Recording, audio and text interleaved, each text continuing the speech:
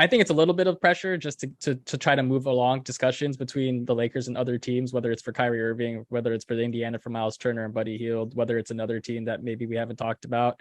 But I do think that, ultimately LeBron is thinking, I'm going to end up resigning. It's just a matter of, do I like the moves you make in the next couple weeks or months before I ultimately commit? Like, it's just more of like fast tracking it versus is he going to or not? Because I mean, if I'm LeBron James, right? Like, I know I want to win titles, but my family's super comfy in Los Angeles. We just saw that video this past week of his sons practicing in the Lakers facility. You don't see that very often. I think the relationship between them, you don't, right? Like, I know superstars get privileges and whatnot, but to see your own kids just using your own training facility, like you really don't see that.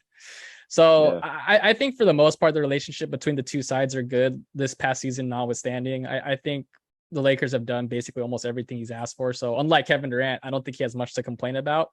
Plus, he has the benefit of having won the title with the team already. So I think, if LeBron cares about his legacy, I think the best thing for him is to stay in Los Angeles, try to turn around. Like think about it this way. Like it's a good story, right? Like the Lakers win a title, they go through a couple rough patches, they have this season, and then he somehow leads them to another title in the next year or two. That's a good way to go out on top. And then, for the Lakers fans, if LeBron brings home another title, no one's going to care. Or they're not going to be upset, or they shouldn't be upset if he decides to go play with Bronny somewhere else.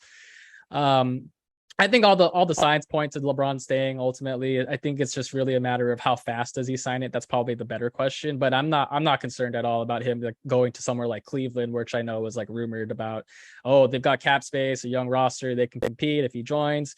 I don't really buy that too much. I ultimately think he's going to be a Laker for at least the next year or two.